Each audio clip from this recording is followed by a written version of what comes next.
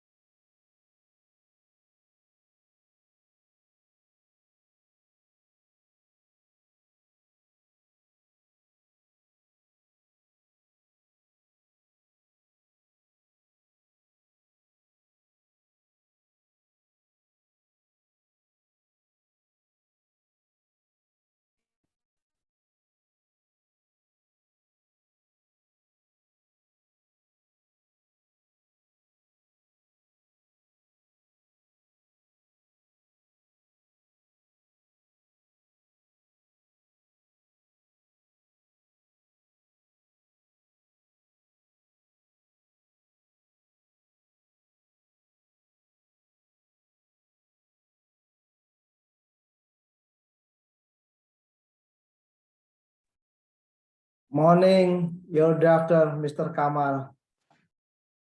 Are you fine? Alhamdulillah, Pak Dekan. Terima Ah, kasih oke, supportnya. luar biasa. Tak pikir namanya Jenderal Mustaqim itu yang mana? Mohon maaf, belum diganti Aku kaget. kemarin. Loh, Mas Rektor bisa ikut. Jos Gandos nemen ki bisa ikut. Wong sibuk era umum kok. Gak menapak bumi, melangit terus. Oke. Mohon Ya, maaf. bisa dibuka Mas Kamal ya, Mbak Nurul ya.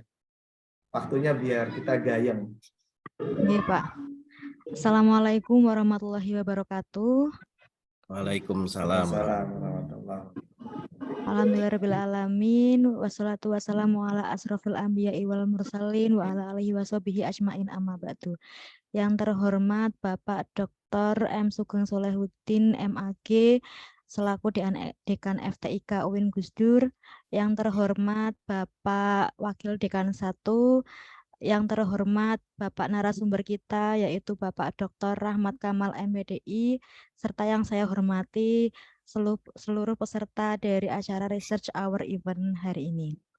Pertama-tama marilah kita panjatkan puji syukur kehadirat Tuhan Yang Maha Esa yang telah melimpahkan nikmat sehat, iman, Islam kepada kita semua sehingga kita bisa berkumpul secara online pada hari ini. Tak lupa sholawat serta salam kita panjatkan kehadirat Nabi besar Nabi Muhammad SAW beserta keluarga dan para sahabatnya. Semoga kelak kita bisa mendapatkan syafaatnya di hari akhir. Sebelumnya izinkan saya membacakan susunan acara hari ini. Yang pertama adalah acara pembukaan dan yang kedua adalah acara pemaparan materi. Langsung saja kita memasuki ke acara pertama yaitu pembukaan sekaligus sambutan yang akan disampaikan oleh Pak Dekan. Kepada Pak Dekan dipersilahkan. Baik, Bismillahirrahmanirrahim. Assalamualaikum warahmatullahi wabarakatuh. Alhamdulillahirabbil alamin wa bihi nasta'inu ala umuri dunya waddin. Wassalatu wassalamu ala asrofil anbiya'i wal mursalin wa ala alihi wa ashabihi wa barik wa salim ajmain. Allahumma sholli wa sallim ala sayyidina Muhammadin fil awwalina wal akhirin. Wa sholli wa sallim ala sayyidina Muhammadin fil nabiyyin wal mursalin. Wa sholli wa sallim ala sayyidina Muhammadin fil waqtil wahin. Wa sholli wa sallim ala sayyidina Muhammadin fil a'la ila yaumiddin amma ba'du. Pertama dan utama saya ucapkan syukur alhamdulillah pada Allah Subhanahu wa taala yang telah memberikan nikmat sehat, nikmat iman dan Islam hingga pada hari ini Kamis tanggal 23 Februari 2023. Sejak semalam kita diguyur hujan deras dan insya Allah di beberapa daerah jalan tergenang banjir. Kita alhamdulillah masih bisa beraktivitas lewat program Research Hour Event RHE yang sudah istiqomah. Mudah-mudahan setelah istiqomah ini, menurut doanya Young Doctor Mr. Kamal, ini nanti akan muncul keramatnya.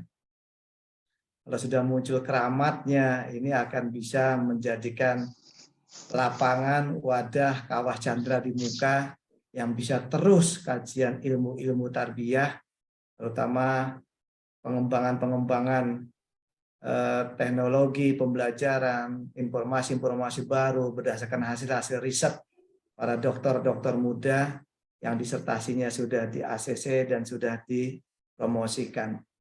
Ini tentu menjadi wahana yang sangat luar biasa. Dalam ikon saya itu disebut dengan Jos Gandos, Kotos-kotos, Top Markotop, Kronyos-kronyos. Syukur alhamdulillah. Sholawat serta salam semoga Allah selalu curahkan dan limpahkan kepada junjungan kita Nabiullah yang agung Muhammad ibnu Abdullah sallallahu alaihi wasallam. Mudah-mudahan kita selaku umatnya, kita selaku penerusnya selalu diberi kekuatan untuk selalu mengimplementasikan nilai-nilai profetik dan nilai-nilai ilahiyah serta nilai-nilai nabawiyah yang sudah diajarkan oleh baginda Rasul tersebut. Yang saya hormat Pak Wakil Dekan 1, Pak Kepala PTP yang luar biasa ini. Kalau ikut ini bisa apa? Bisa menjadi kum ya Pak Haryanto ya.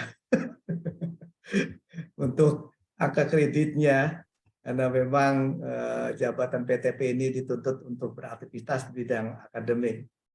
Yang saya hormati juga Ketua Unit Penjaminan Mutu Pak Farid yang dalam hal ini lagi mendampingi Pak Wakil Dekan 1 untuk bekerja keras, kerja cerdas, kerja ikhlas, kerja tuntas, dan kerja ikhlas untuk Fakultas Tarbiyah dan Ilmu Keguruan. Yang saya hormati juga di partisipan yang sudah hadir ini, Mbah Dr. Ahmad Juhri, kelihatannya juga bergabung. Terima kasih atas kesempatan dan rawuhnya bisa bersama RHE. Ini satu kebahagiaan dan kebanggaan saya.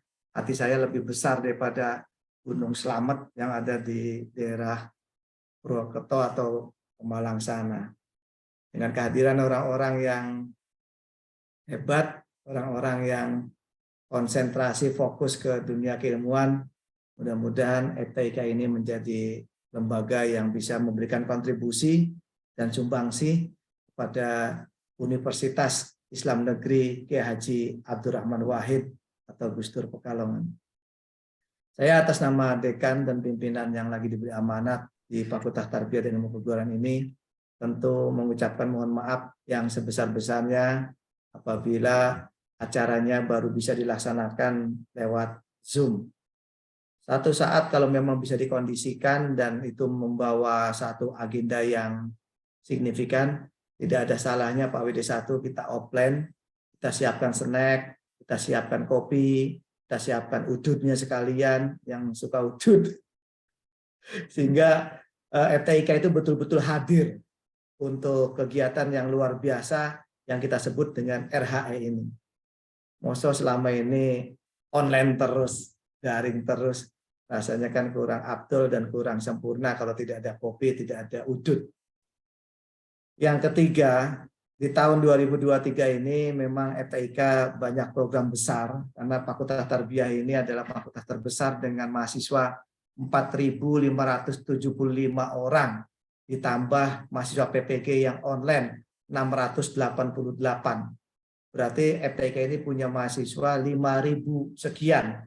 Maka karena besar ini kami punya tanggung jawabnya berat agar menciptakan kegiatan-kegiatan yang besar, kegiatan-kegiatan yang bisa menggandeng dan hadir di tengah-tengah dosen, di tengah-tengah mahasiswa. RHE salah satunya adalah program yang FTIK hadir untuk dosen. yang sejumlah dosen tetapnya 97 orang. Kemudian ada nanti program short course di ILF Bali, itu 2 minggu juga kita akan mengirimkan dosen-dosen untuk mempertajam dan memperdalam bahasanya, hingga nanti dosen-dosen kita ini bisa berebut untuk bisa memperoleh foundation atau founding dalam rangka penelitian, pengabdian, dan riset-riset yang sifatnya internasional. Selain itu juga dalam waktu yang dekat, tanggal 26 besok, FTIK akan mengirim acara Student Mobility. Ada 14 mahasiswa yang lulus seleksi. Terima kasih pada UPB yang sudah menseleksi dosen-dosen untuk bisa berangkat ke ILF Bali. Kemudian mahasiswa juga lulus seleksi untuk bisa berangkat ke lembaga kursus Kampung Inggris di Pare, Kediri, Jawa Timur.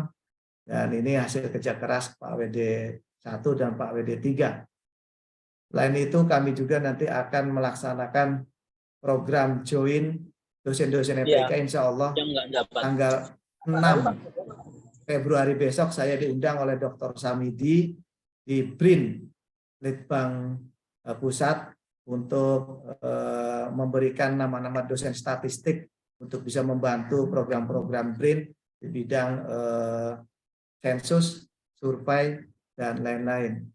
Sehingga program-program itu saya kira program-program yang perlu kami minta dukungan pada Bapak Ibu dosen yang ada di lingkungan Fakultas Tarbiyah, kepada teman-teman tendik yang dituntut kinerjanya terus harus selalu baik, dan kepada teman-teman keluarga besar umumnya di UIN Kiai Haji Abdurrahman Wahid ini.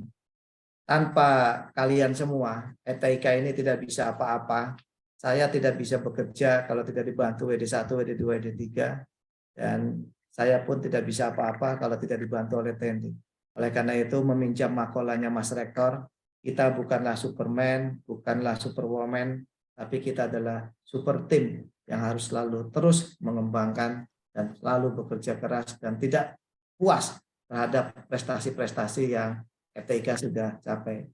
Kami akan bekerja terus untuk bisa memberikan yang terbaik di UIN Kiai Haji Abdurrahman Wahid ini. Hal-hal yang tadi saya sampaikan mudah-mudahan ini menjadi satu motivasi, satu dorongan buat teman-teman dosen FTIK dan teman-teman keluarga besar UIN agar kita bersama-sama untuk bisa membesarkan dan bisa membawa nama UIN Gus Dur ini di kancah internasional. Program lain yang di 2023 yang kami anggap besar adalah insya Allah kita akan mengirimkan ujian mobility PPL dan KKN di Reksam, Simolek Board Members Malaysia. Kita bekerja sama dengan Reksam tersebut dalam rangka menempatkan mahasiswa praktek mengajar sekaligus KKN selama 1 bulan. Ini tentu butuh kerja keras dan dukungan dari teman-teman semua. Setelah itu kami juga punya program akan ke Sydney University Aussie untuk bisa membuat jaringan double degree bagi jurusan bahasa Inggris yang ikonnya jurusan bahasa Inggris itu harusnya segera go internasional. Dan mudah-mudahan sepulang dari Australia besok, Pak WD1 bisa membuka kelas internasional atau internasional kelas untuk di Fakultas Tarbiyah. Bersyukur jurusan baru di FTIK sudah lahir, Tadris Bahasa Indonesia, yang dulu orang banyak bilang bahasa Indonesia orang bakal laku, orang bakal payu karena tidak marketable, karena tidak punya signifikansi keilmuan dan lain-lain. Hanya Mbah Juhri yang saya lihat mendukung bahwa jurusan bahasa Indonesia itu adalah jurusan yang suatu saat akan meledak dan besar, karena setiap mahasiswa asing yang akan kuliah di UIN, di fakultas apapun, harus masuk dulu ke jurusan bahasa Indonesia dan harus mendapatkan TOEFL 550 dari jurusan bahasa Indonesia. Baru nanti akan bisa studi dengan lancar dan sukses di UIN ini. Nah, karena itu doanya Mbah Juhri memang cospleng. Dan saya lihat di daftar pendaftar jurusan Fakultas Bahasa Indonesia sudah ada 40 orang. Ini tidak diduga, peminatnya 40 orang. Bisa satu kelas sudah. Nggak usah menerima dari jalur mandiri, tidak usah menerima dari jalur minat dan bakat kalau memang hanya satu kelas kuotanya. Tapi paling tidak ya 2 kelas lah kita akan bisa membuka sehingga ada peluang untuk mahasiswa yang jalur mandiri bakat minat dan bisa memasuki jurusan matematika. Teman-teman semuanya yang saya hormati, Pak Dr. Ahmad Kamal yang saya banggakan, ini adalah putra terbaik FTIK yang muda, yang energik, yang inovatif, yang kreatif. Mudah-mudahan dengan bahasa tunggak jati mati, tunggak jarak belarak, ini bisa terkaderisasikan generasi-generasi ke depan FTIK, dokter-dokter muda, Dr. Kamal, Dr. Iskarim, Dr. Nanang, Dr. Failaso, Dr. Titi Mumun Muniro, Dr. Arifin, Dr. Gupron Dimyati, dokter-dokter yang lain yang hari ini FTIK sudah kedapatan dokter baru dari 8 tugas studi dokter baru 7 yang lahir, tinggal 1 lagi. Insya Allah Bu Eli Mufidah juga sudah komprehensif. Mudah-mudahan tahun ini sudah bisa tertutup dan terbuka sehingga tugas belajar yang kami kirim di tahun 2019 itu sudah bisa tercapai sesuai tuntutan indeks kinerja utama. Saya kira itu yang bisa saya sampaikan. Sukses buat RHE. Terima kasih banyak pada Pak Dr. Ahmad Kamal yang sudah menjariahkan ilmu manfaatnya. Insya Allah secara normatif jariah ilmu panjenengan akan selalu mengalir untuk jenengan dan untuk lembaga khususnya.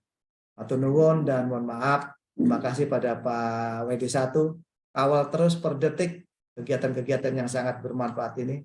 Mudah-mudahan dari pekerjaan yang kecil, insya Allah akan menjadi besar, besar, besar. Karena sesuatu yang besar itu berangkat dari yang kecil. Saya atas nama dekan sekali lagi matur nuwun semuanya pada Bu Nurul Husna yang sudah menjadi moderator yang tidak ada honornya tentunya. Pak Rahmat Kamal juga tidak ada honornya, saya dengar dari Pak WD1. Terima kasih dan mohon maaf. Dan akhirnya Pak Bahjuri pesan itu nanti ada presentasi dari Bu Putri terbaik ETK yang baru lulus dari UNES. Wah luar biasa ini. Ini agenda Pak Jenny. Ini ada masukan dari Mbah Dr. Ahmad Juhri. RHE-nya setelah Pak Rahmat Kamal itu adalah Bu Putri katanya. Nah, itu dia dapat awards dari UNES ya di tahun 2023 ini. Terima kasih teman-teman. I love Supul for all. The next place your continue sustainable from research our event. Thank you very much. See you tomorrow. Wallahu muwaffiq ila aqwamit thoriq. Wassalamualaikum warahmatullahi wabarakatuh. Waalaikumsalam warahmatullahi wabarakatuh. Oh iya, dengan ucapan Bismillahirrahmanirrahim tepat pukul 9.30 acara Research Hour Event ini dinyatakan dibuka. Saya kembalikan ke Bu Nurul. Terima kasih Pak Dekan yang telah berkenan Saya akan membersamai mengikuti kita. Pak Kamal, jangan khawatir kebetulan saya free hari ini. Matur Hanya tanda nuwun, tangan Pak Dekan. Matur transkrip nuwun. saja ini. Matur nuwun. Terima kasih kepada Pak Dekan yang telah berkenan memberikan sambutan sekaligus membuka acara kita pada hari ini. Untuk selanjutnya adalah acara materi. Sebelum kita ke acara inti yaitu materi, alangkah baiknya saya memperkenalkan narasumber kita terlebih dahulu. Narasumber kita hari ini adalah Pak Dr. Rahmat Kamal MPDI. Beliau baru saja menyelesaikan studi S3-nya di UIN Wali Songo Semarang dengan jurusan studi Islam. Nah, Pak Rahmat Kamal ini beliau lahir pada tahun 1983, jadi masih muda ya teman-teman ya. Lahir di Cianjur tanggal 26 Mei.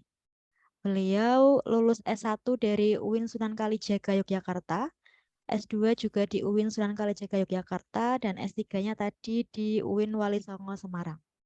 Selain itu, beliau juga menempuh pendidikan nonformal di Pondok Pesantren Al-Barkah Bojong Meron Cianjur Jawa Barat serta di Pondok Pesantren Nurul Ummah Kota Gede Yogyakarta.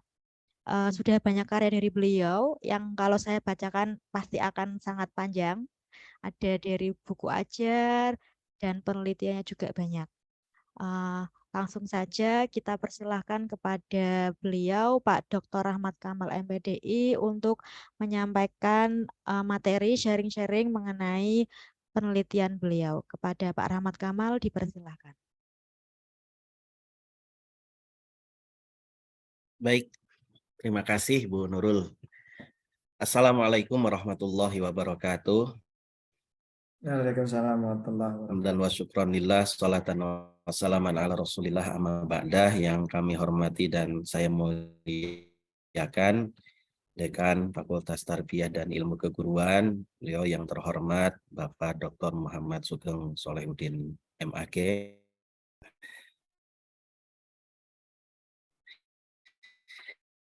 yang kami hormati dan saya banggakan Bapak Wakil Dekan 1 yang luar biasa.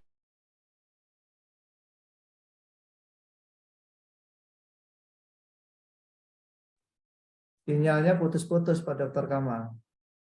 Aduh, mohon maaf. Ini saya di Panjang ternyata sedang banjir. Jadi mohon maaf kalau misalnya nanti putus-putus sinyalnya. Jadi saya kira tidak banjir. Kalau tahu banjir saya ke kajian. Yang saya hormati dan saya muliakan wabil khusus yang terhormat Profesor Bapak Ahmad Zuhri, Pak Dr. Ahmad Zuhri. Insya Allah ini juga sebentar lagi profesornya. Sebut satu persatu tanpa mengurangi rasa hormat saya. Alhamdulillah satu kehormatan bagi saya. Wah, luar biasa Prof. Ahmad.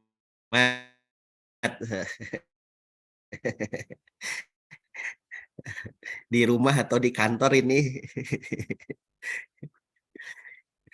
Baik, alhamdulillah satu kehormatan bagi saya ketika mendapatkan perintah dan instruksi dari Pak Wadek 1 untuk menyampaikan hasil penelitian disertasi saya dalam agenda kegiatan hari ini, Research or Event RHE, yang sebenarnya juga penelitian saya ini, dan sebenarnya penelitian ini juga sangat-sangat sederhana, semua juga bisa melakukannya, namun mudah-mudahan dari hal yang sederhana ini bisa memberikan sebuah manfaat, meskipun tidak begitu banyak, tapi mudah-mudahan menjadi awal untuk meneruskan penelitian saya ini oleh para peneliti-peneliti berikutnya, karena memang persoalan ini juga belum tuntas, termasuk bahan ajar yang inklusif, bahan ajar yang anti radikal, bahan ajar yang rahmatan lil alamin. Ini tentu masih sangat dibutuhkan oleh banyak pihak, termasuk bahan ajar kurikuler, tidak hanya ekstrakurikuler, tapi bahan ajar yang kurikuler. Bapak Ibu yang saya hormati, para peserta RHE yang saya banggakan, izinkan saya men-share hasil dari penelitian saya.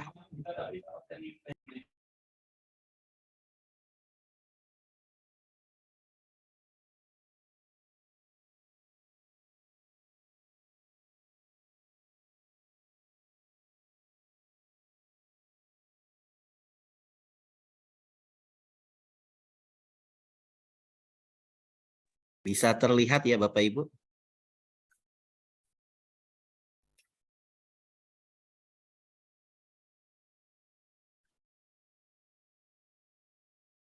Jadi penelitian sederhana saya yang sudah saya lakukan dalam menyelesaikan tugas akhir studi saya kemarin, ini adalah judulnya pengembangan bahan ajar digital, kajian Islam kurikuler,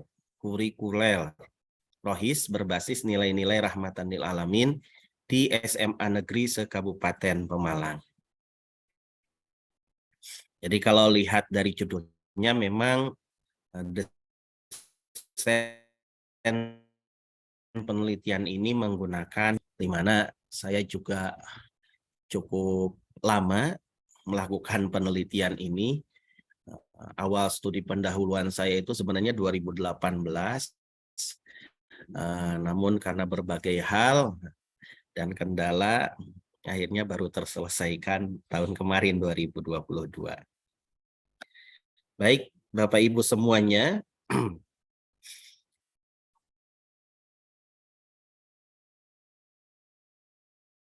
mohon maaf. Kok malah jadi ke sini? Sebentar.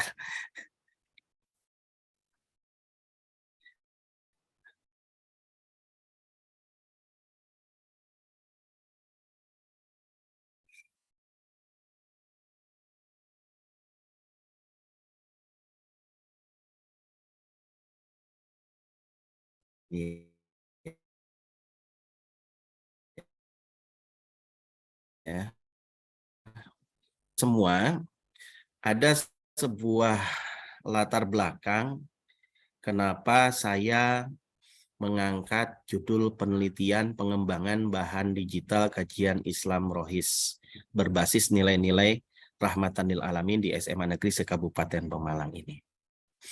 Jadi kalau berbicara tentang latar belakang masalah, maka berbicara masalah itu tentunya adalah adanya gap antara idealita dengan realita. Idealitanya kegiatan ekstrakurikuler itu seyogianya mampu mengajarkan nilai-nilai Islam yang rahmatan lil alamin. Namun realitanya, dan ini menjadi masalah, adalah beberapa hasil penelitian terdahulu menunjukkan bahwa adanya anasir radikalisme agama, pemahaman-pemahaman yang radikal terhadap agama, serta intoleran dari beberapa anggota Rohis secara umum. Kemudian yang kedua, perlu adanya penguatan siswa Rohis dalam memahami materi kajian Islam yang toleran dan berbasis nilai-nilai rahmatan lil alamin. Realitanya, adanya pemahaman sebagian anggota Rohis yang memang bertentangan dengan nilai-nilai rahmatan lil alamin. Nah, ini sudah saya dapatkan datanya ketika studi pendahuluan, bahwa ternyata ketika saya sebar angket terkait pemahaman keagamaan siswa Rohis, ada beberapa siswa Rohis itu yang memang pemahamannya lebih mengarah pada nilai-nilai yang bertolak belakang dengan nilai rahmatan lil alamin. Contoh misalnya, ada pemahaman sebagian siswa Rohis yang jumlahnya cukup besar, sekitar 24%, bahwa ideologi negara Pancasila sudah saatnya diganti dengan ideologi Islam. Selain itu juga ada pemahaman keagamaan yang sangat fundamental, dan ini juga akan mengarah pada sikap intoleran, yaitu terkait dengan pemahaman terhadap hormat bendera. Kalau di jumlah ini ada sekitar 10, sekian persen siswa Rohis menganggap bahwa hormat bendera ketika upacara berlangsung itu bertolak belakang dengan nilai-nilai Islam. Nah, ini yang kemudian menjadi kekhawatiran saya secara pribadi. Tentunya tidak bisa dibayangkan ini sudah 10% minimal pemahaman-pemahaman intoleran itu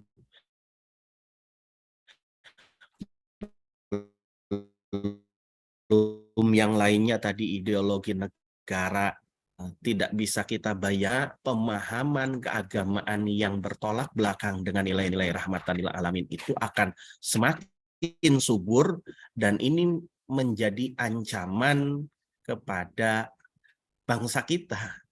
Tidak hanya mendistorsi ajaran agama yang rahmatan lil alamin, akan tetapi juga sebuah ancaman pada integrasi bangsa di kemudian hari. Idealita yang ketiga, guru mentor kajian Islam seyogianya mampu menyiapkan bahan ajar secara tertulis agar dapat dipelajari kembali dengan mudah. Selain itu juga mampu dikontrol oleh pembina rohisnya.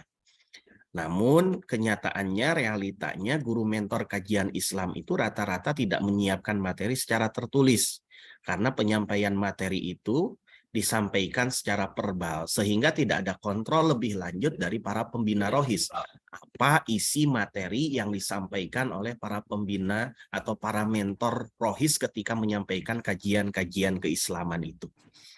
Selanjutnya, idealita berikutnya adalah terdapat materi bahan kajian Islam yang belum terkodifikasinya bahan materi kajian Islam tersebut, sehingga menggugah saya untuk melakukan kodifikasi atau penyusunan bahan ajar yang sederhana, namun dapat diakses di mana saja dan kapan saja.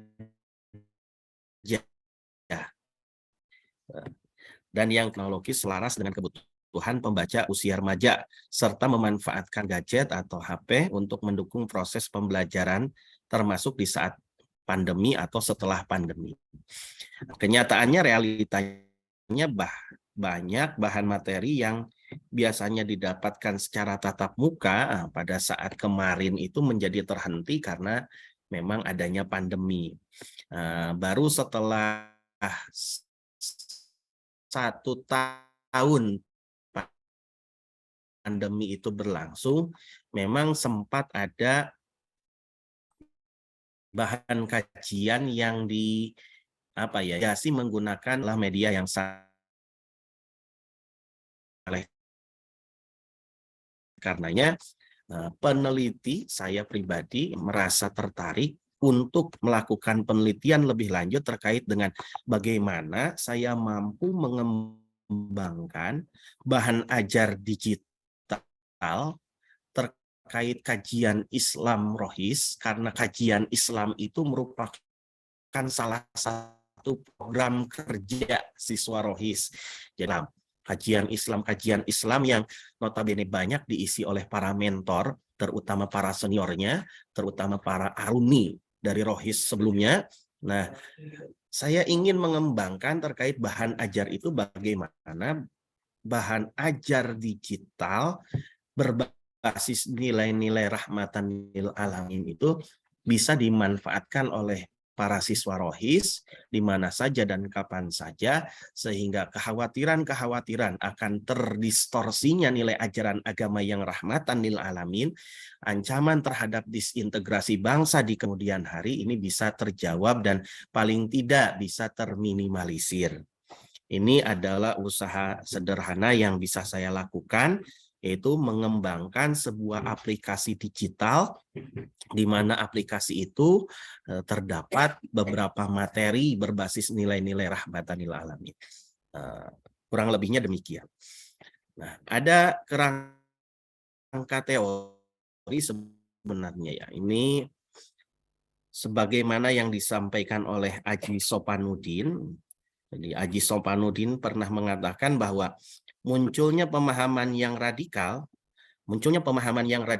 atau radikalisme agama itu, kalau misalnya dilihat dari tipenya, mohon maaf, ini yang disampaikan oleh siapa itu yang wakil ketua Jatman, siapa? Itu. Yang dulu sekjen Kemenag. Beliau mengatakan bahwa radikalisme agama itu, bukan. Siapa, lupa saya. Siapa? Yang dulu sempat jadi sekjen sebelumnya Pak Nizar, ya. Ya, dan hadir ketika wisuda kita di Mandarin. Yeah. Siapa, lupa saya.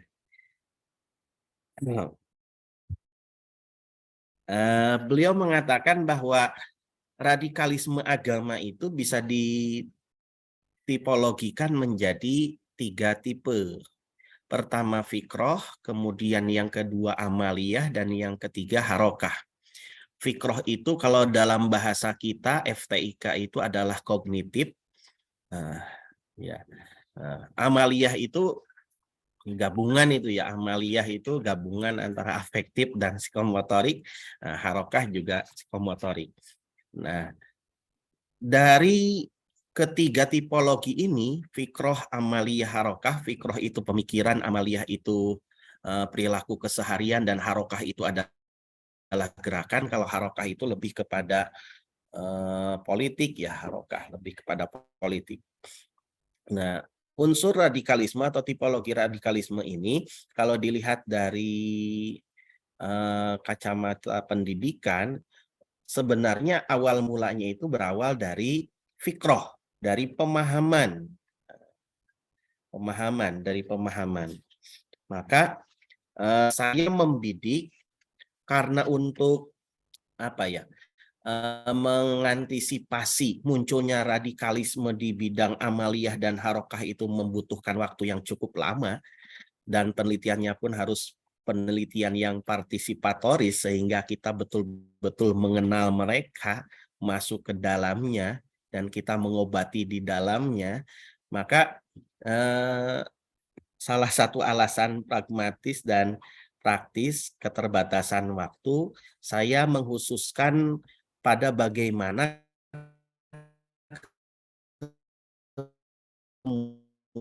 kemudian radikalisme agama di bidang fiktif ini bisa diantisipasi, salah satunya dengan bahan bacaan. Itu bahan bacaan.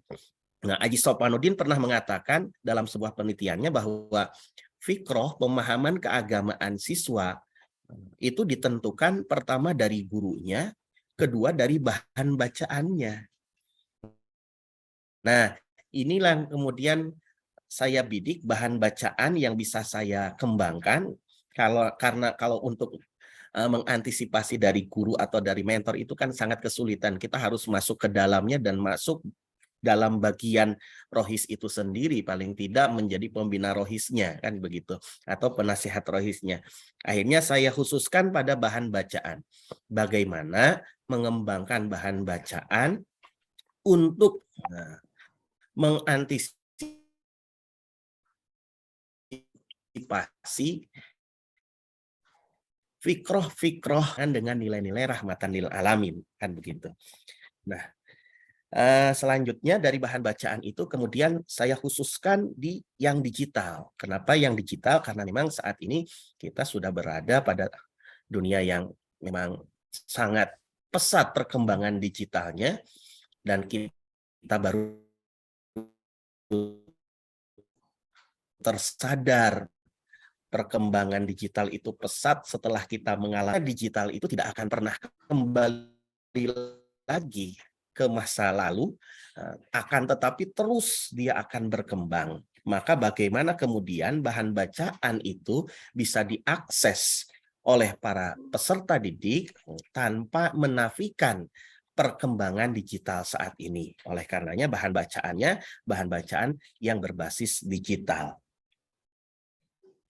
Nah, dari kerangka tersebut maka lahirlah sebuah konsep bagaimana bahan digital kajian Islam Rohis itu mampu menangkal dan mengantisipasi pemahaman-pemahaman fikroh-fikroh keagamaan yang radikal itu tadi. Nah, ada beberapa rumusan masalah yang saya rumuskan di sini. Nanti saya mohon arahannya lah, masukannya ya kalau misalnya masih banyak kekurangan penelitian saya ini. Yang pertama saya akan mencari tahu bagaimana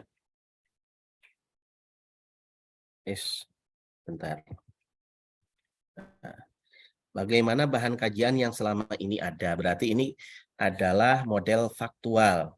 Kemudian bagaimana pengembangan bahan digital kajian Islam yang dibutuhkan, dapat digunakan. Nah, jadi ini adalah model hipotetik dan model final yang pada akhirnya menjadi model final.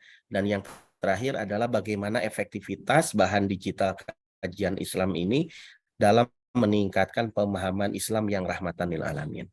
Jadi kalau dalam research and development, pengembangan, penelitian dan pengembangan, saya harus memotret dulu bagaimana model faktual dari bahan kajian Islam yang selama ini berjalan di sana. Kemudian yang kedua, saya menawarkan bahan hipotetik, yang kemudian bahan hipotetik itu nanti diuji coba, sehingga keluarlah menjadi bahan final. Setelah itu diuji coba, dihitung efektivitasnya apakah betul-betul mampu meningkatkan pemahaman keagamaan yang rahmatan lil alamin atau tidak. Nah ini ya, rangka berpikir selanjutnya. Desain penelitian ini menggunakan desain Bock and Gold, ada 10 langkah, di mana dari 10 langkah itu saya rinci, saya rangkum menggunakan model yang disampaikan oleh Dick and Carey, di mana Dick and Carey mengatakan ada cukup 5 langkah ya, ada 5 langkah. E, D, D, I, E. E analysis, D-nya design, D-nya lagi development, I-nya implementation, dan E-nya evaluation. Jadi ada 5 langkah penelitian pengembangan yang disampaikan oleh Dick and Carey, yang kalau misalnya dirinci lebih lanjut oleh Bock and Gold itu ada 10 langkah. Nah ini beberapa langkahnya, baik itu yang disampaikan oleh Dick and Carey maupun yang disampaikan oleh Bock and Gold. Pertama yang masuk ke analisis itu adalah identifikasi peluang dan masalah, analisis kebutuhan, deskripsi dan analisis temuan model faktual. Kemudian masuk ke design and development, itu nanti saya mendesain bahan digital kajian Islam. Kemudian dilakukan validasi desain, validasi ahli. Ini sudah dilakukan pada saat itu, mengundang ahli dari Ketua BNPT Jawa Tengah, Badan Penanggulangan Terorisme, Badan Nasional Penanggulangan Terorisme. Kebetulan ketuanya di Jawa Tengah itu adalah Prof. Samsul Ma'arif, masih dosen UIN Wali Songo. Untuk ahli medianya saya mintakan dari Jogja, Prof. Sigit. Sekarang alhamdulillah sudah profesor di bidang teknologi pendidikan, Prof. Sigit, yang baru saja kemarin dikukuhkan. Dan para praktisi yang sudah berkecimpung di bidang itu, ada praktisi dari Yogyakarta, ahli media, ahli materi digital itu ya, yang sudah mendapatkan penghargaan dari Microsoft Word. Kemudian juga praktisi dari UIN, Kiai Abdurrahman Wahid, salah satunya teman saya yang saat ini menjabat Kapus Pengabdian Masyarakat, Pak Johar Ali. Setelah divalidasi ahli, kemudian direvisi berdasarkan masukan para ahli.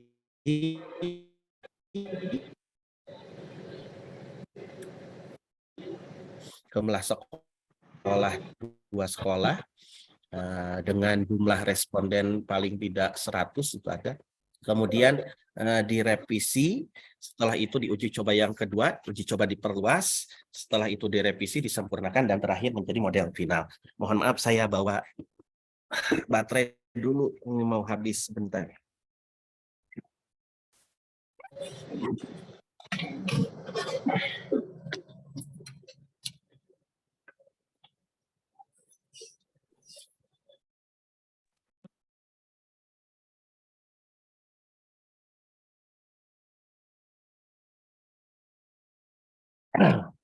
Nah, hasil dari penelitian saya, temuan saya, ini adalah bentuk dari model faktual bahan kajian Islam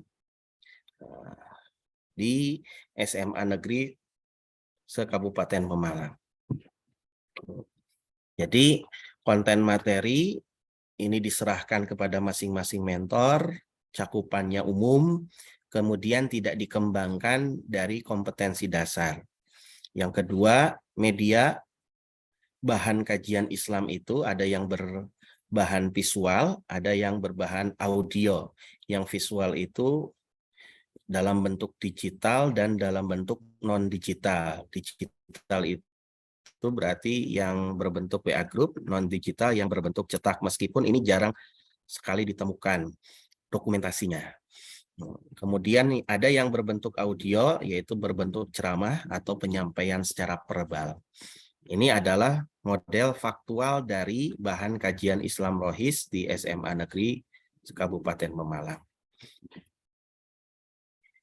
Adapun model hipotetik itu berarti model yang saya tawarkan setelah saya melakukan analisis need assessment, analisis kebutuhan, diperoleh bahwa pengembangan bahan ajar digital kajian Islam Rohis ini nantinya akan menggunakan desain yang disampaikan di NCARI, Analysis, Design, Development, Implementation, dan Implementation, di mana konten materi itu didasarkan pada analisis kebutuhan, kemudian analisis kebutuhan itu nanti dirumuskan menjadi kompetensi dasar, dan dari kompetensi dasar dikembangkan menjadi materi-materi yang akan disampaikan. Kemudian untuk medianya, saya menggunakan media digital, ada yang berbentuk visual dan audiovisual. Media digitalnya ada yang berbentuk flipbook dan ada yang berbentuk YouTube. Nah, dari dua aplikasi flipbook dan YouTube itu kemudian dimasukkan ke dalam aplikasi Android. Aplikasi Android ini saya kembangkan dari, sebenarnya sangat sederhana ya, dari PowerPoint yang nanti kemudian dimigrasi menjadi aplikasi. Dan bisa dijalankan di HP-HP Android. Mudah-mudahan nanti bisa saya tampilkan bagaimana bentuk dari aplikasi tersebut ya.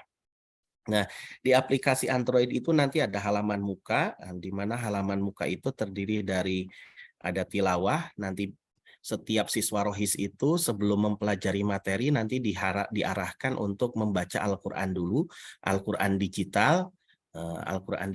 Bagaimana kalau misalnya mempelajari Al-Quran tidak ada gurunya? Nah, di sana ada contoh bacaan yang baik dan benarnya seperti apa, karena ini terkoneksi ke internet. Kemudian setelah tilawah nanti ada mutabaah atau pelaporan hasil dari tilawahnya tadi, kemudian masuk ke menu materi kajian. Materi kajian selesai. Materi kajian itu nanti ada dua, ada yang berbentuk flipbook, ada yang berbentuk YouTube. Kemudian setelah itu ke evaluasi, ke kuis ya. Kuis itu sebagai sarana evaluasi dari materi yang telah dipelajari. Nah, ini beberapa hasil dari FGD ahli, sehingga dapat disimpulkan demikian. Hasil dari ahli itu untuk kegunaan utility, para ahli materi mengatakan 85,9%, kelayakannya 79,7%, dan ketepatannya 87,5%. Namun ada nilai yang kecil dari media, karena memang mungkin ya saya juga sadar sekali karena saya bukan ahli media ya, tapi belajar untuk bagaimana saya mampu bisa mengembangkan media. Sehingga pada awalnya ketika mendapatkan penilaian dari para ahli untuk kelayakan media masih 62,5. Namun ini sudah diperbaiki berdasarkan catatan-catatan yang disampaikan dan sudah diuji coba kembali. Ini hasil uji cobanya, hasil uji coba 1 dan hasil uji coba 2.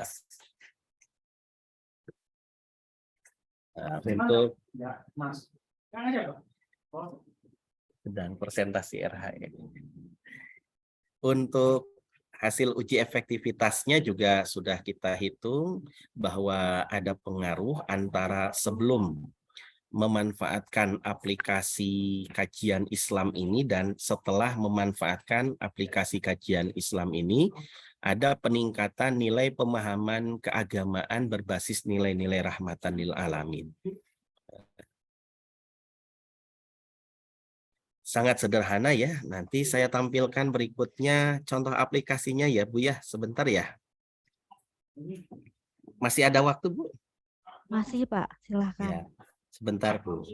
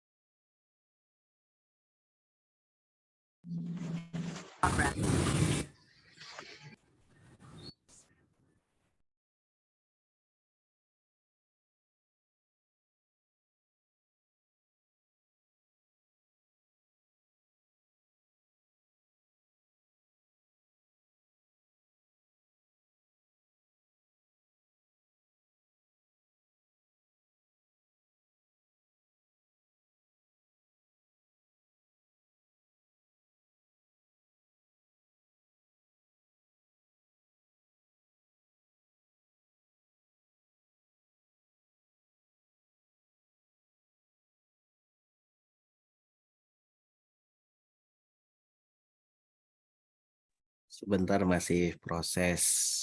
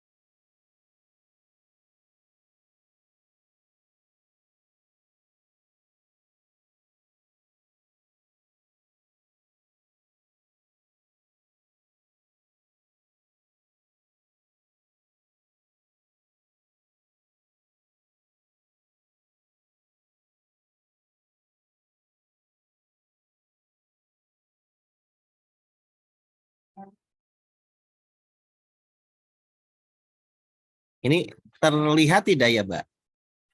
Bu, Terlihat, Pak. ini Terlihat, tampilan Irwi. terlihat ya? Nggih. Ini kalau tampilan HP seperti ini. Ini kalau tampilan HP. Kita mulai. Kelihatan nggak tampilan HP-nya? Kelihatan. Ya. Sedang Ada landscape tulisan, kan itu? Ya, iya, mulai. landscape. Ada Nggih. mulai ini ya. Nggih. Jadi ini adalah tampilan di layar HP. Jadi tipenya bukan potret tapi landscape. Ada pengantar dan petunjuk navigasi. Kalau misalnya diklik nanti muncul pengantar, kemudian petunjuk navigasi, cara-cara memanfaatkannya, kemudian kembali ke halaman awal. Ada tilawah Al-Quran. Jadi ini media untuk mengajak para siswa rohis membaca Al-Quran, terhubung ke mushaf online, di mana nanti bisa memilih surat berdasarkan makronya, berdasarkan halaman yang dibacanya.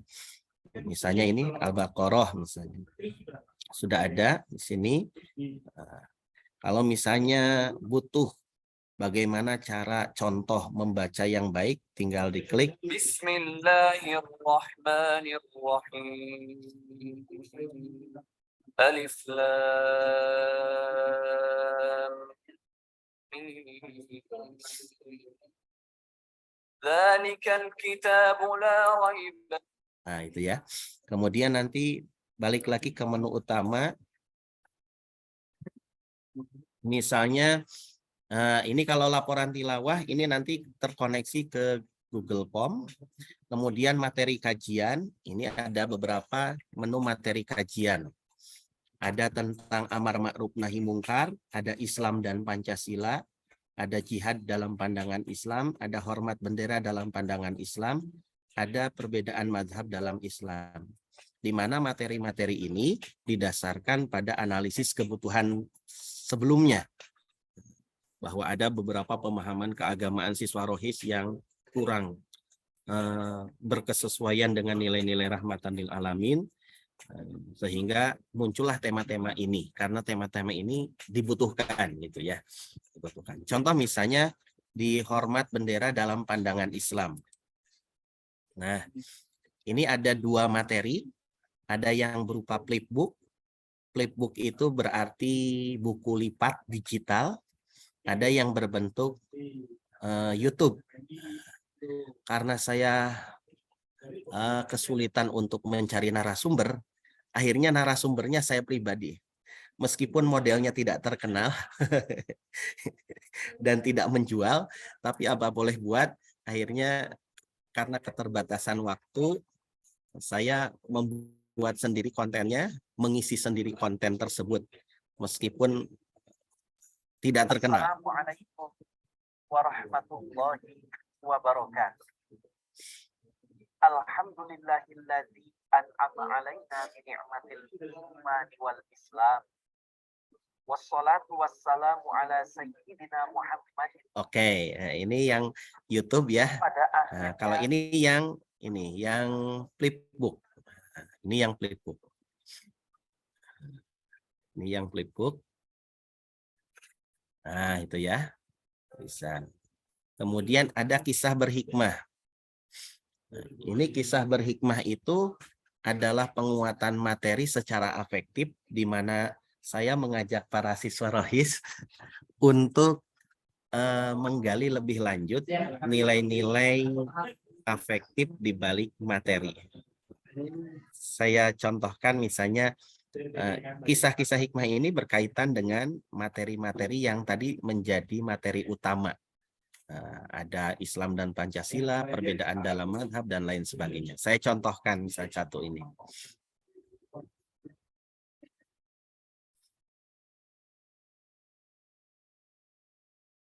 Sahabat rohis yang berbahagia, kisah berikut diambilkan dari beberapa riwayat hadis yang disampaikan oleh Imam Bukhari, Imam Muslim, Imam Ahmad, dan Imam Tirmidzi.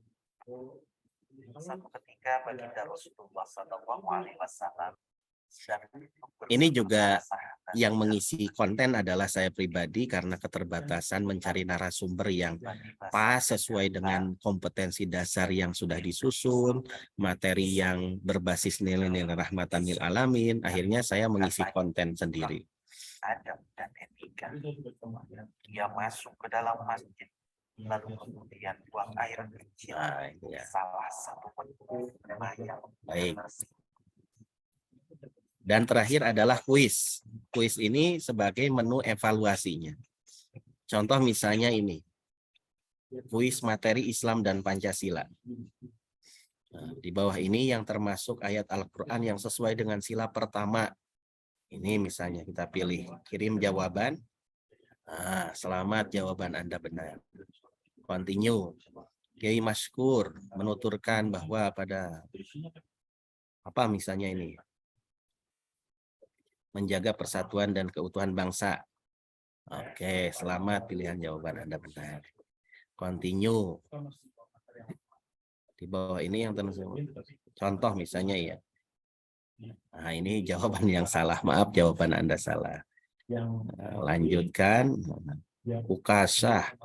Kisah Ukasah cerminan bahwa Rasulullah telah memberikan teladan memegang teguh nilai keadilan sebagaimana tertuang dalam Pancasila, sila keberapa misalnya.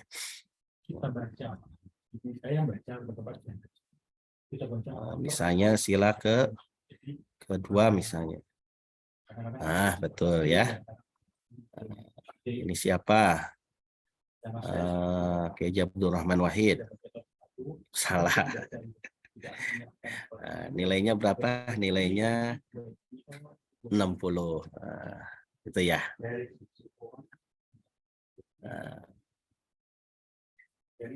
Baik, demikian yang bisa saya sampaikan, Bu Nurul. Sangat sederhana tentunya penelitian ini dan banyak kekurangan. Saya kira tentu banyak catatan dan banyak masukan yang mungkin bisa saya dapatkan dari Bapak Ibu semua, para peserta RHE. Terima kasih, mohon maaf Dan terima kasih sekali kepada Pak Dekan yang sudah mensupport, masih hadir on cam. Aduh. Mohon maaf kalau banyak kekurangan Pak Dekan. Mohon maaf. Kurang dan lebihnya mohon maaf. Nah, saya kembalikan kepada Bu Nurul. Terima kasih. Terima kasih disampaikan kepada Pak Rahmat Kamal. Materinya sangat menarik sekali ya teman-teman ya. Bahan ajar digital dengan temanya itu yang rahmatan lil alamin, anti radikalisme. Isinya juga tadi, wow, bagus sekali aplikasinya. Di dalamnya ada flipbook, ada YouTube-nya, keren sekali teman-teman.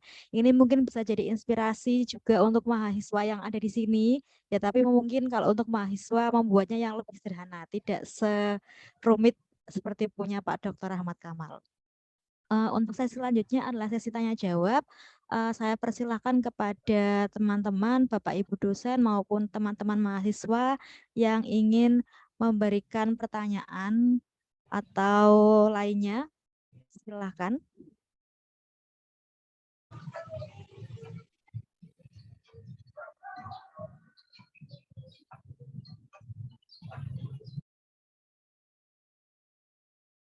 Ya, pertanyaan juga bisa dituliskan melalui chat.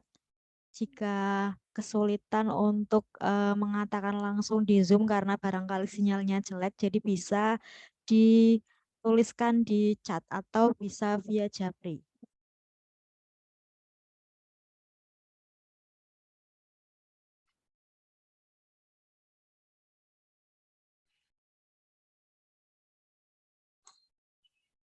Ya, terima kasih. Assalamualaikum warahmatullahi wabarakatuh. Waalaikumsalam warahmatullahi Warahmatullahi wabarakatuh. wabarakatuh. Waalaikumsalam warahmatullahi wabarakatuh, Mbah. Ya Allah, subhanallah, ajib. Yang saya khawatirkan terjadi ya, Pak Prof. Zuhri. Terima kasih. Nah, ini sangat luar biasa ini Pak Kamal, Pak Kamal ya. Betul bisa memberikan rahmat yang sempurna. Aplikasinya kalau tadi menurut moderator sederhana ya bagi saya itu sangat rumit. Saya nggak bisa bikin. Nah, cuma gini, saya mau nanyakan, tadi kan ada di kontennya itu ada perbandingan madhab ya Pak ya. Nah, saya ini ngajar ilmu kalam ya terutama ketika membahas aliran Qadariyah atau Mu'tazilah, rata-rata pengantar pada makalahnya itu mahasiswa menyebutkan bahwa aliran ini zindik, sesat, dan sebagainya gitu ya. Saya pernah melakukan penelitian kan karena penasaran gitu. Sebetulnya apa sih yang diajarkan di sekolah-sekolah mereka itu sebelum masuk di IAIN gitu, terutama dalam Nah, di situ saya meneliti buku yang ada hubungannya dengan akidah kan. Kalau di sekolah-sekolah NU ya ke NU-an kan gitu. Di Muhammadiyah ya ke Muhammad. Nah, saya dapati misalkan kalau di Muhammadiyah itu di situ ada uraian bahwa Syiah itu didirikan oleh orang Yahudi. Nah, di sini kan mengeneralkan semua. Kemudian di buku NU-an sendiri yang diterbitkan oleh PW NU Jawa Tengah itu di dalamnya mereduksi pengertian Ahlussunnah wal Jamaah. Kalau menurut ADART NU itu Ahlussunnah wal Jamaah kan yang dalam bidang akidah itu yang mengikuti Asy'ari dan Maturidi. Tapi dalam buku PWNU itu Asy'ari Ahlussunnah wal Jamaah itu hanya ya Asy'ari gitu. Itu kan mereduksi ya gitu. Nah, saya pikir jangan-jangan ini itu yang menyebabkan bahwa ya Ahlussunnah wal Jamaah hanya seperti itu. Sementara Mu'tazilah kan jauh dengan ahli sunnah Asy'ari. Padahal kalau kita pelajari ahlu sunnah Maturidi itu kan sangat dekat sekali dengan Mu'tazilah gitu loh. Nah, jadi saya pikir yang membuat mereka menyesatkan orang sesama Islam madzhab lain itu adalah ini, saya kira ada reduksi. Nah, kira-kira tadi yang perbandingan mazhab itu menyentuh lapangan alam apa hanya fikih saja. Kalau hanya fikih kita kayaknya kurang bisa menyentuh atau mengobati radikalisme. Kira. Radikalisme seringkali kan berawal dari ya. Terima kasih Pak. Saya ini kan hanya klarifikasi saja. Siap. Terima kasih, Prof. Saya ikut gabung. Setelah Pak Juhri saya ya. Oke. Moderator izin ya. Ya, mau langsung dijawab Menarik. atau pripun Pak Rahmat Kamal? Dikumpulkan Langsung dulu saja. 2 orang atau 3 orang ya. Nggih. Monggo Pak Menarik Dekan. ini, sambil tanda tangan transip saya dapat ide dari Mbah Juri bahwa memang ide dasar rohis di sekolah-sekolah itu dalam tanda petik sekarang dicurigai. Karena produk yang dihasilkan dari siswa-siswi, anak didik, peserta didik itu kok jadi ekstrim, jadi liberal, dan kadang intoleransi. Nah, teringat saya dengan SMK Comal yang kerjasama dengan kita, FTIK, membutuhkan dosen-dosen yang seperti Pak Juhri untuk bisa memberikan pencerahan dan bisa memberikan wawasan-wawasan yang posisionalnya jelas. Saya kira di unsur pengabdian dosen saat ini juga dibutuhkan faktor aksi agar dosen dengan punya pemikiran-pemikiran yang stabil dan bisa dipertanggungjawabkan itu turun ke bawah. Bahasa sederhananya dari kacamata pendidikan, kita itu sudah dibutuhkan di level pendidikan dasar, menengah atas untuk bisa memberikan informasi-informasi secara akademik, secara ilmiah, secara pendekatan apapun pada anak-anak didik yang di level dasar menengah atas itu. Karena mohon maaf, kita itu sekarang posisinya sebagai expert apapun sudah asik dengan dunianya sendiri di perguruan tinggi. Sementara di bawah itu masih bergejolak, belum ada orang yang bisa menjustis atau memperkuat posisi anak-anak ketika adakan misalnya ada program pesantren kilat atau muludan atau rajaban. Event-event itu katanya tenaga-tenaga kita itu dibutuhkan Pak Rahmat Kamal. Jadi teori-teori yang tadi Pak Dr. Kamal sudah tawarkan, saya kira tinggal aksinya bagaimana membuat program agar dosen-dosen bisa memberikan kuliah atau magang ngajar. Jadi diekuivalenkan 12 SKS, itu kalau kita ngajar di sana 2 SKS, itu bisa menjadi hitungan 12 SKS di perguruan tingginya. Nah ini saya kira perlu sentuhan-sentuhan yang lebih in-depth ya, lebih dalam di lembaga-lembaga pendidikan. Apalagi tadi Mbah Jusi sudah cerita, di keluarga kita sendiri, antara buku babon NU-an yang ada di wilayah dengan yang ada di pusat, ini sudah beda. Ini kan belai ini. Ini belai ini. Nanti generasi kita berikutnya kira-kira mau mengikuti yang mazhab PBNU atau mau pakai mazhab wilayah kalau sudah beda-beda. Ini juga gara-gara disertasi dari Dr. Kamal saya kira.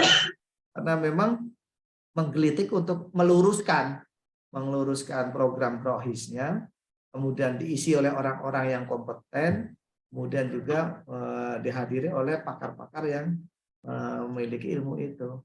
Jadi usul saya Pak Dr. Rahmat Kamal, biar tidak melangit teori-teori yang tadi sudah disampaikan, ada aksi-aksi real, pijakan-pijakan yang menyentuh pemerintah kota, kabupaten untuk memberikan kesempatan atau secara formal LP2M atau lebih tinggi lagi itu program pemenang agar dosen juga bisa diberi kesempatan untuk memberikan pembelajaran-pembelajaran khusus di bidang rohis ini kepada anak-anak.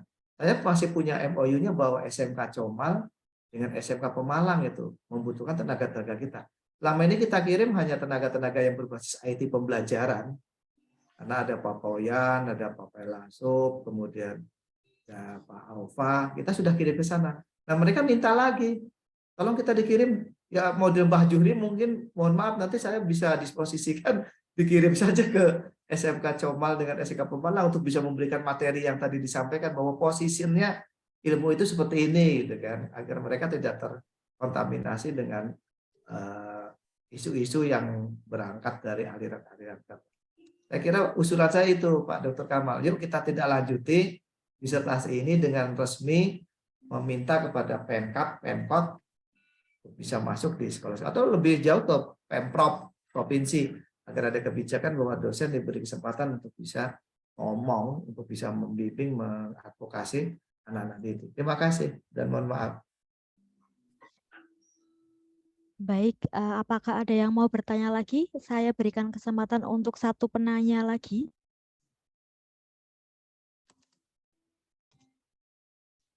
Pak Nurul. Ya, silakan Pak Jaini. Baik, bismillahirrahmanirrahim. Assalamualaikum warahmatullahi wabarakatuh. Tadi saya simak ya dari awal sampai akhir ya sampai sekarang ya. Menarik ya apa yang disampaikan oleh Pak Dr. Kamal ya terkait dengan disertasi yang beliau tulis. Ya. Namun ada beberapa hal yang barangkali ingin saya mendapatkan penjelasannya dari Pak Dr. Kamal. Suaranya kurang power, Hi. Kencengin. Halo. Dengaran nggak? Ya, powernya. Ya, baik. Tadi menarik ya apa yang disampaikan oleh Pak Dr. Kamal, bahkan Pak Dr. Kamal sampai bisa merumuskan ya buah media ya atau aplikasi di sini. Ya. Cuman yang menjadi pertanyaan saya, ya, ini berangkat juga dari asumsi ya, sebagian banyak orang gitu ya bahwa pemahaman keagamaan yang radikal itu, ya radikalisme agama itu seringkali diasumsikan sebagai atau dihasilkan dari proses pemahaman agama yang tekstual gitu ya, terus kemudian fundamental dan sebagainya ya. Tapi ada tidak misalnya radikalisme agama itu tidak semata-mata disebabkan atau muncul ya dikarenakan oleh pemahaman kan. Kalau aplikasi atau media yang dibuat Pak Kamal ini kan untuk mengcounter ya pemahaman kan begitu ya.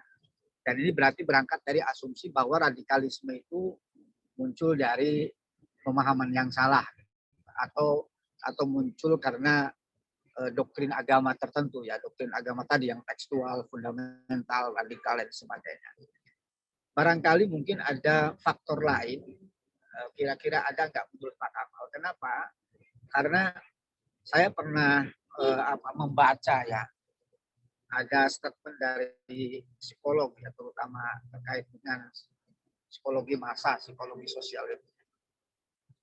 Dia menyatakan bahwa kehidupan semakin sekuler gitu ya, dengan sendirinya penghayatan agama akan semakin fundamentalis. Kalau misalnya objek penelitian Pak Kamal ya di SMA ya, apakah ini juga sebelum melakukan riset Pak Kamal mengidentifikasi atau mengumpulkan data di SMA itu memang ada nggak benih-benih gitu ya, atau pemahaman-pemahaman yang cenderung radikal atau paling tidak punya potensi radikal gitu ya. Nah, jika mengacu kepada pendapat psikolog tadi, ya tapi ini perlu dibuktikan ya. Jadi kehidupan sekuler itu memang bisa memunculkan pemahaman agama fundamentalis. Artinya ini dalam semua lingkup ya, lingkup negara ya, lingkup sekolah, lingkup perguruan tinggi, itu dipastikan ya ada kecenderungan paling tidak semakin sekuler kehidupannya, maka di situ lalu kemudian secara otomatis akan lahir paham-paham fundamentalis. Ajaran-ajaran fundamentalis yang paling mudah ya untuk dijadikan sebagai media ya agama itu.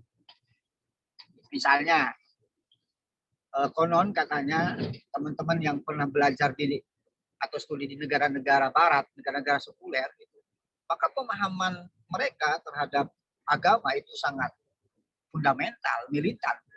Barangkali mungkin kita juga seperti itu. Misalnya saya ya diberi kesempatan studi misalnya di Amerika lah taruhlah. Nah, di saat kita misalnya hidup di tengah-tengah masyarakat sekuler gitu ya secara otomatis pemahaman atau penghayatan keberagaman kita semakin kuat gitu. Nah, jangan-jangan seperti itu gitu menurut saya Pak Dr. Kamal. Jadi artinya tidak hanya semata-mata pemahaman agama ya, tetapi penghayatan pemahaman agama itu bisa radikal ya, bisa tekstual, bisa fundamentalis karena tadi realitas yang sekuler itu.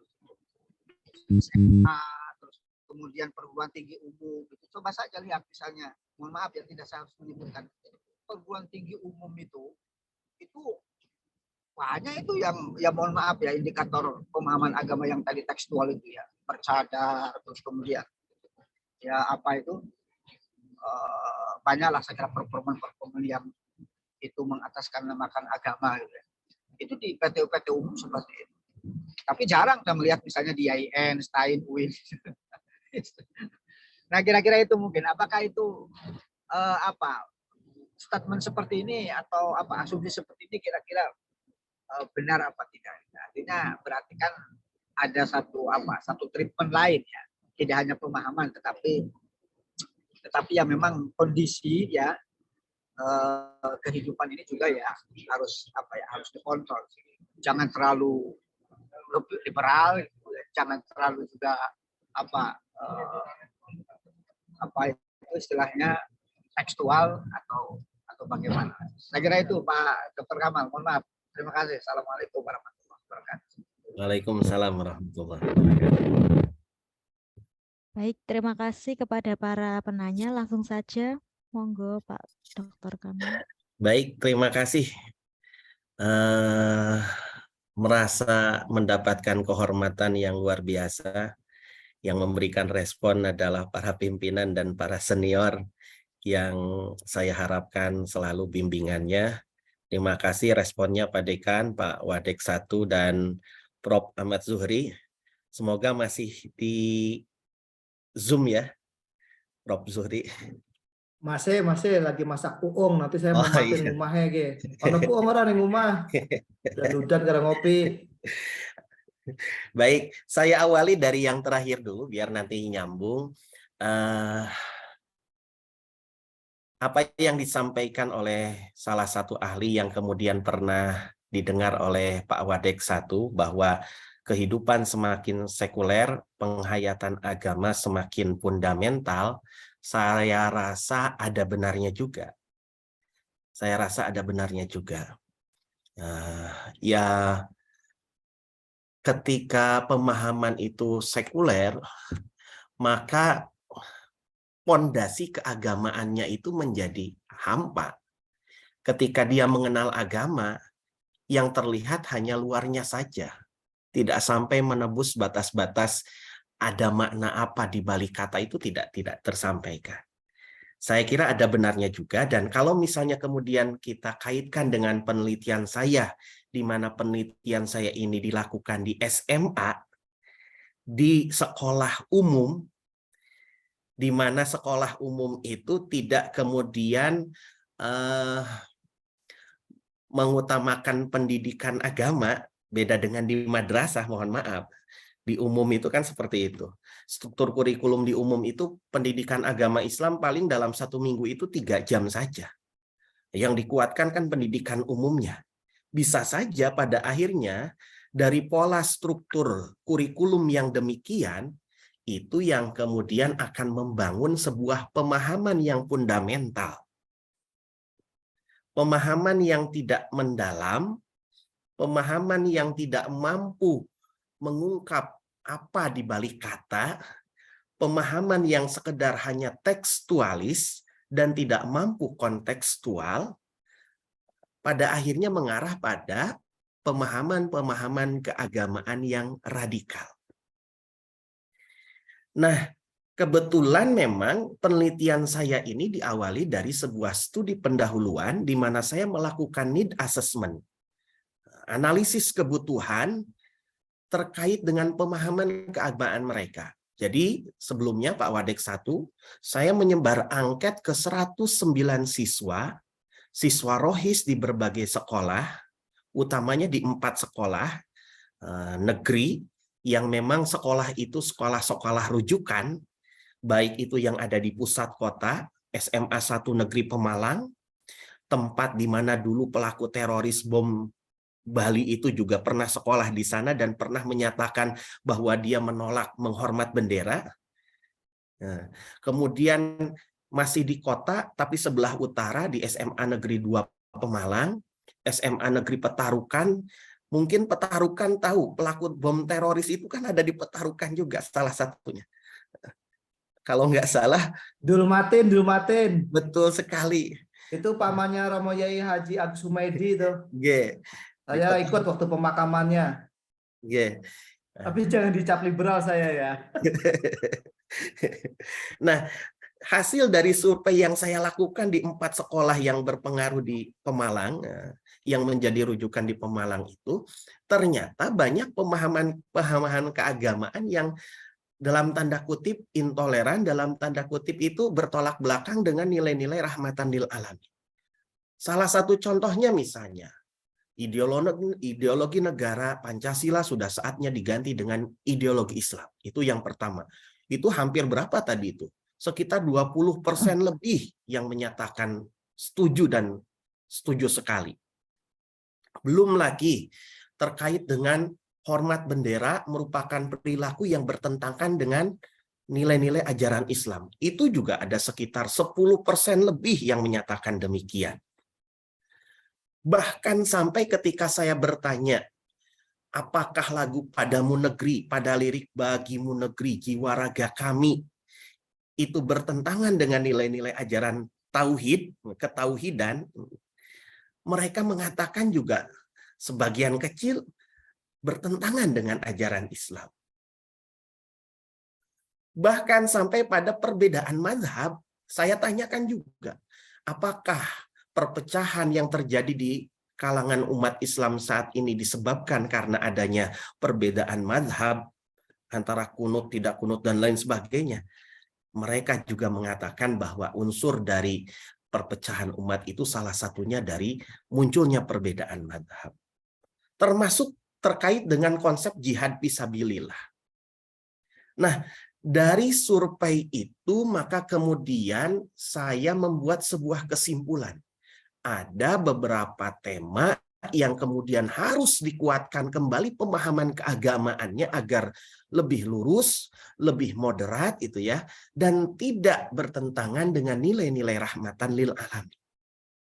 Maka muncullah tema-tema tadi. Kenapa Islam dimunculkan temanya dengan Pancasila? Karena yang selama ini berkembang dalam pemahaman mereka, Pancasila itu togut, Pancasila itu bertentangan dengan nilai-nilai Islam.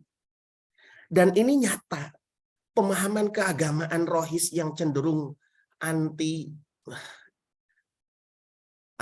nilai-nilai rahmatan lil alamin itu nyata. Ketika saya bertanya kepada salah satu pembina rohis tingkat kabupaten, sebelum rohis itu dipegang kendalinya oleh MGMP Pemalang, MGMP Kabupaten, itu hampir saja mereka yang berada dalam organisasi X dalam tanda kutip terlarang dan sudah tidak ada saat ini, mungkin Bapak Ibu semua tahu, itu hampir saja mereka kendalikan. Hampir saja. Saya sebut saja Hizbut lah, itu ya. Hizbut Tahrir. Mau diambil alih sama mereka. mau diambil alih sama mereka. Coba bayangkan kalau misalnya tidak kemudian ini diambil alih oleh MGMP dan tidak ada penguatan-penguatan lanjutan dari kita yang merasa peduli terhadap itu, saya tidak membayangkan. Nah, dari survei itu membuktikan bahwa bisa saja apa yang disampaikan oleh Pak Dr. Jaini, Pak Wadek 1, terkait dengan statement semakin sekuler kehidupan, semakin fundamental pemahaman keagamaan memang benar adanya, Hal itu dikaitkan pertama lokasi penelitian saya berada di sekolah umum, bukan di madrasah. Kemudian yang kedua pemahaman dan itu mengerucut pada pemahaman keagamaan siswa yang ada di sana. Nah, kalau berdasarkan penelitian yang dilakukan oleh Aji Sopanudin, Balitbang Jateng tahun 2017, memang selain pemahaman keagamaan, ada hal yang mempengaruhi perilaku keagamaan siswa. Bukan pemahamannya, tapi perilaku keagamaannya. Salah satunya adalah mentor atau guru. Yang kedua adalah bahan bacaan, yang ketiga adalah regulasi. Jadi paling tidak selain pemahaman keagamaan atau selain yang mempengaruhi pemahaman keagamaan itu adalah bahan bacaan, bisa jadi juga adalah mentor atau guru. Baik, mudah-mudahan ini belum puas ya Pak Wadek, bisa dilanjut nanti diskusinya. Terima kasih. Yang kedua saya sampaikan kepada Pak Dekan atas apresiasinya. Memang ketika saya sidang terbuka pada saat itu tanggal 9 Desember tahun lalu, saya juga sudah mendapatkan tawaran dari Ketua MGMP PAI Jawa Tengah. Ketua MGMP PAI Jawa Tengah katanya mau satu saat meminta tolong atau mengundang saya untuk mensosialisasikan hasil dari penelitian saya ini terkait dengan pengembangan aplikasi digital kajian Islam Rohis. Namun saya sampai sekarang masih menunggu juga karena belum datang juga undangan tersebut. Mudah-mudahan nanti bisa lebih lanjut ditindaklanjuti. Bisa di TL Pak Dr. Ahmad, karena sudah ada pintu dibuka, kita langsung ketuk pintu dan Assalamualaikum masuk. Ini Siap. Peluang bagus, nanti kita bisa libatkan SDM-SDM yang ada di Fakultas Usuluddin, FTIK, dan semuanya ya. Biar kita bisa istilahnya gerbek sawal. Memang itu dibutuhkan sekali di lembaga pendidikan dasar, menengah, dan atas. Terima kasih Pak Dekan, siap. Yang terakhir yang disampaikan oleh Prof. Ahmad Zuhri, menarik kalau Pak Dr. Ahmad Zuhri sudah berbicara, saya kira memantik diskusi lebih lanjut dan tidak akan pernah terputus, dialektika itu terus berjalan. Jadi apakah kemudian tema perbedaan mazhab yang saya tampilkan dalam bahan ajar digital aplikasi tersebut menyentuh pada perbedaan mazhab dalam ilmu kalam? Saya jawab, belum sampai Pak Dr. Ahmad Zuhri. Belum sampai pada perbedaan mazhab di bidang aliran kalam atau ilmu kalam. Kenapa? Karena menyesuaikan audiennya, menyesuaikan peserta didiknya, menyesuaikan siswanya. Meskipun kalau di lingkungan madrasah, perbedaan mazhab itu menjadi sesuatu yang sudah biasa. Tapi karena yang saya hadapi ini adalah siswa-siswa SMA, di mana ketika saya juga melakukan survei terkait dengan latar belakang keagamaan, apakah pernah mengikuti madrasah diniyah atau tidak, apakah pernah mengikuti pondok pesantren atau tidak, ternyata latar belakang keagamaan siswa-siswa itu juga sangat rendah sekali, mohon maaf ya, pemahaman keagamaannya. Oleh karenanya, untuk sementara ini, pada penelitian terdahulu kemarin, saya hanya membatasi pada perbedaan mazhab di bidang ilmu fikih. Perbedaan mazhab di bidang ilmu fikih ini hanya sebagai apa ya istilahnya pengantar sajalah, bahwa dalam konsep perbedaan mazhab di bidang fikih saja, ketika saya melihat hasil survei, mereka banyak kesalahpahaman terkait hal tersebut. Apalagi di bidang ilmu kalam. Ini belum nyandak sepertinya kalau siswanya itu siswa-siswa SMA.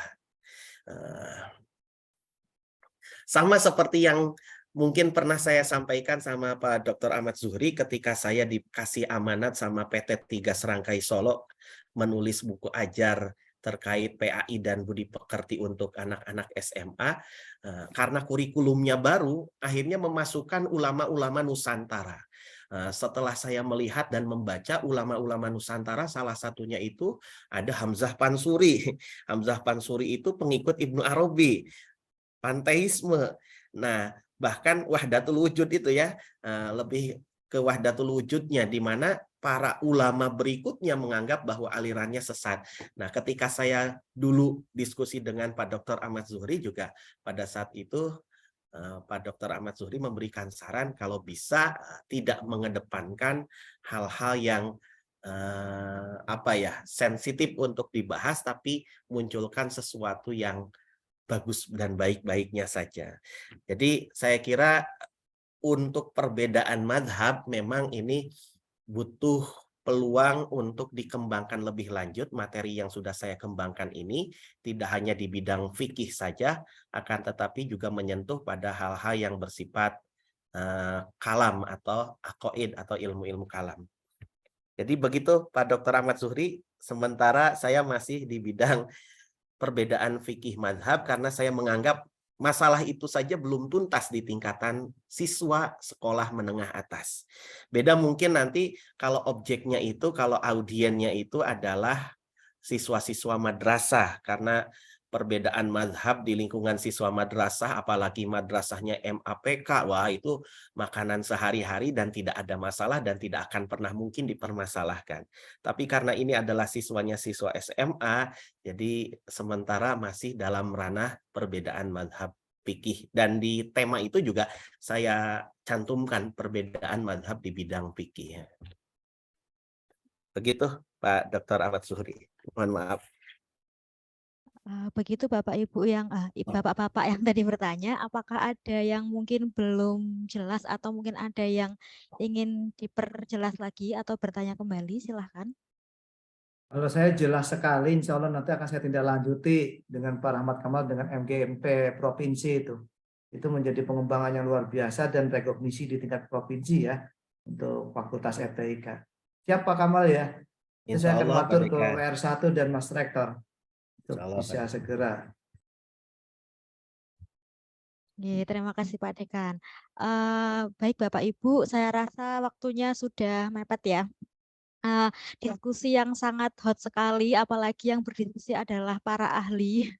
Jadi insya Allah peserta juga bisa mendapatkan banyak manfaat dari share yang telah diberikan oleh Pak Dr. Ahmad Kamal.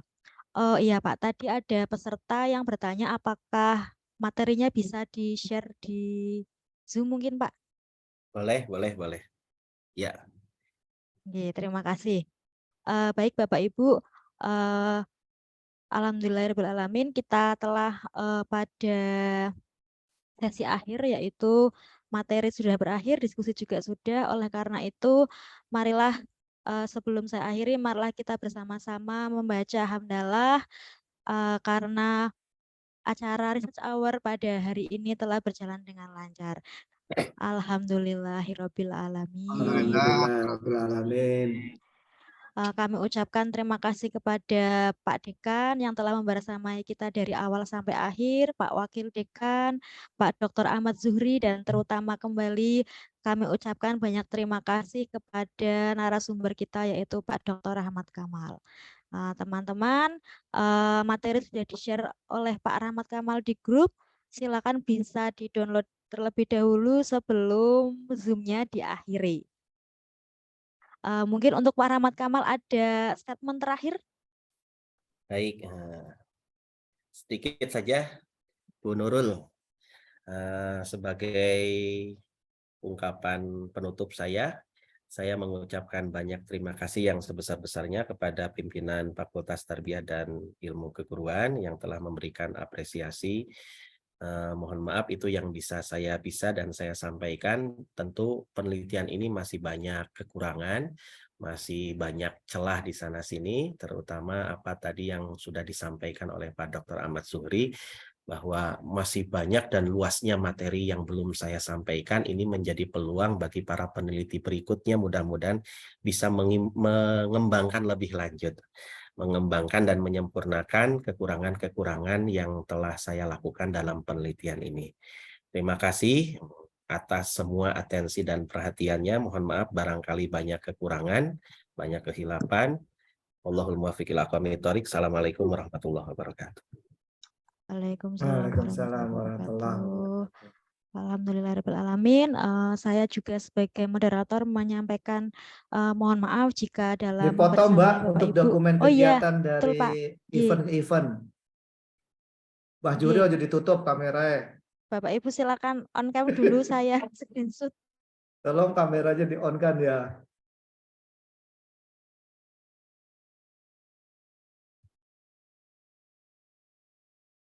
Ada sendoknya juga nih Pak Kamal. Habis ini ngopi ya Udud. Di kantin Buri. Oh, siap Pak Dekan. Aromi ayam ceker, Pak Juri lah doyan mesti.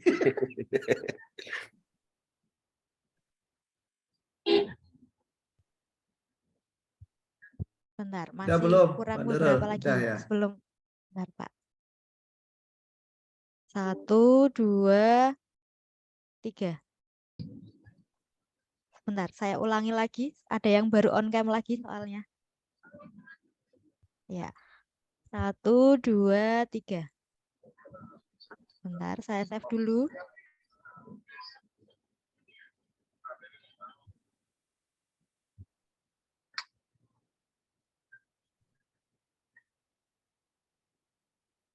Kita ulangi sekali lagi terakhir. 1, 2, 3. Oke. Baik, terima kasih Bapak Ibu. Mari kita akhiri acara hari ini. Saya sebagai moderator mohon undur diri dan mohon maaf jika banyak kesalahan. Sekian, wassalamualaikum warahmatullahi wabarakatuh. Waalaikumsalam warahmatullahi wabarakatuh. Makasih Makasih, Pak semuanya. Dekan. Waalaikumsalam warahmatullahi Sama-sama. wabarakatuh. Makasih Ya. Pak Kamal. Terima Aco, kasih Pak Wadek, Pak Dekan. Mohon semuanya. maaf. Yo, pamit. Dokter rapat kabal luar biasa.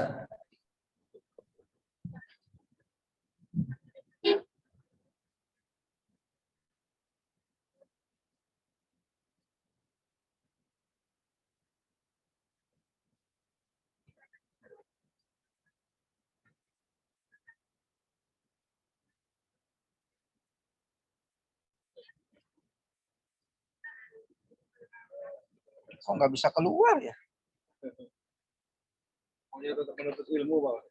Enggak, ini keluar.